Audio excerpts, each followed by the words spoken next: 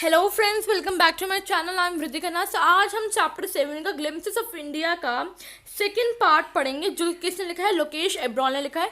Basically आज हम घर बैठे बैठे वापस कुर्ग की यात्रा करेंगे, जैसे हमने गोवा की यात्रा की थी।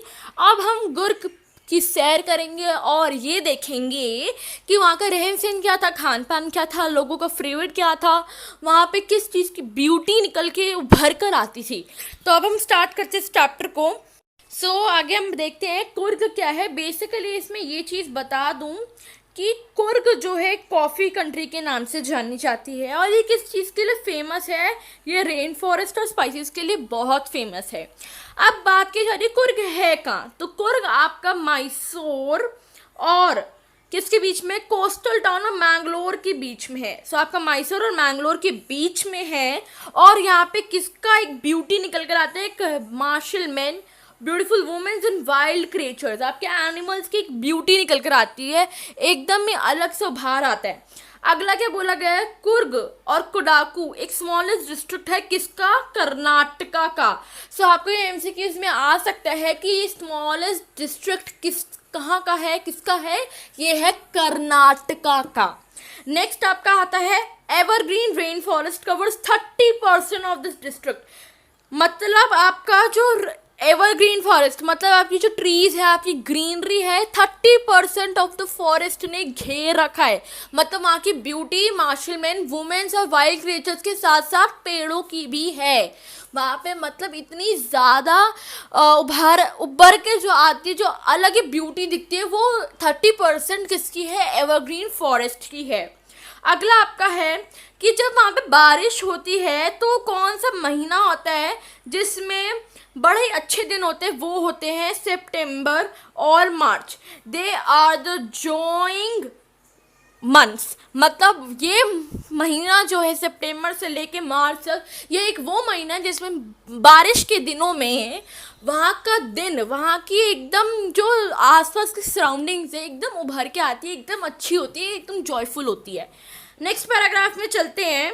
नेक्स्ट पैराग्राफ क्या कह रहा है, आपके जो नेक्स्ट पैराग्राफ में ये बोला जा रहा है कि एकदम मतलब कॉफ़ी के बारे में बात ही की जा रही है इधर। कॉफ़ी में आपका ये बोला जा रहा है कि अब आपके जो कॉफ़ी एस्टेट्स थे, कॉलोनियल बंगलोज थे, वो किधर थे, एकदम मतलब ट्री कैनोपीज के पास थे, एकदम प्राइम कॉलोनीज। मतलब आपका जहाँ घर है वहाँ आपके आसपास पेड़ होएगा ही होगा। मोस्टली आप घर में अपने यहाँ पे दिल्ली शहरों में देखोगे तो यहाँ पे घर के साथ घर, घर के साथ घर, घर के साथ घर है, बट वहाँ पे ऐसा है कि आसपास पेड़ है, वहाँ पे ग्रीनरी बहुत ज़्यादा है, वहाँ पे मतलब ऑटोमेटिकली ऑक्सीजन की सप्लाई, वहाँ की मतलब एक सराउंडिंग बहुत फ्रेश एयर से भरी होगी। अगला आपका कह रहा जा रहा है कि हमारे कुर्ग के ग्रीक और अरेबिक डिसेंट आदमी था, इसकी एक स्टोरी बताई जा रही है। वन स्टोरी गोज, इसकी स्टोरी बताई जा रही है कि अलेक्जेंडर आर्मी एक दिन साउथ कोस्ट की तरफ चला गया था, वहीं पे सेटल हो गया, और फिर उसके बाद जब वापस आया, मतलब एकदम वो ये के बारे में बात कर रहे हैं कि वहाँ पे अलेक्जेंडर आर्मी की बात कर रहे हैं। अलेक्जेंडर आर्मी मतलब एकदम हक्का तगड़ा मार्शल मैन था, ठीक है। आपको एक ब्यूटी बतानी चाहिए कि कर्नाटका, कुर्ग, कोडाकू एक ही चीज़ है, एक ही आसपास की जगह है। और अगर आपसे पूछेगा कि वहाँ की ब्यूटी क्या थी, तो वहाँ की ब्यूटी थी coffee estates, the beauty was tree canopies, the beauty was evergreen rain forest, the beauty was martial man, beautiful womens and wild creatures.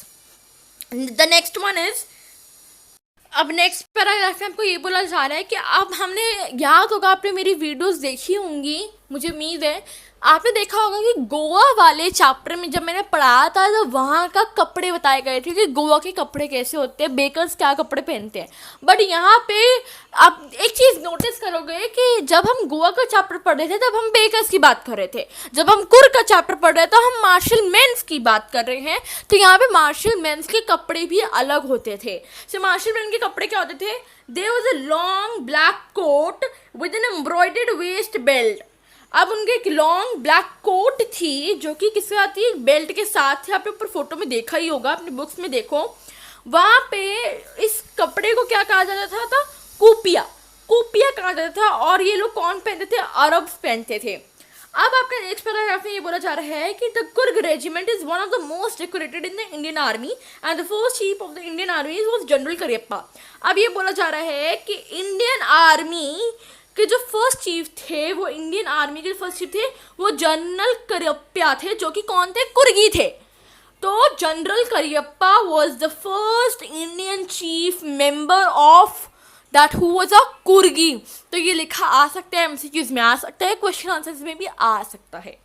Next आपकी उसकी ब्यूटी बताई जा रही है कि एक रिवर कावेरी थी, कावेरी, जो कि हिल्स में वाटर्स में जाती थी कुर्ग की तरफ से। वहाँ पे एक महासीर था, क्या था वो, एक लार्ज फ्रेश वाटर फिश था वहाँ पे, महासीर।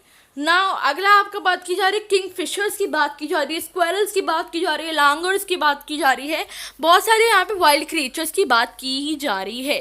सो आपके मार्शल मैन का एक बताया गया है कि वो कुर्गी थे, लॉन्ग ब्लैक कोट था, वेस्ट एम्ब्रॉयडर्ड बेल्ट थी जो कि वो पहनते थे, और उस कपड़ों का नाम उन्होंने क्या रखा था, कुपिया। जैसे हमारे पंजाबों में क्या होता है, हमारे पंजाबी में कहते हैं सूट सलवार होते हैं, तो सूट सलवार होते हैं। तो आपकी वीडियो यहीं तक ख़त्म होती है। मेरे कमेंट सेक्शन में ज़रूर बताना कि आपको ये वीडियो कैसी लगी, समझ आया। और अगर आपको इसके इंपॉर्टेंट क्वेश्चन आंसर्स चाहिए होंगे तो मुझे कमेंट सेक्शन में ज़रूर बताना, मैं आपको इसके इंपॉर्टेंट क्वेश्चन आंसर्स की PDF शेयर कर दूँगी।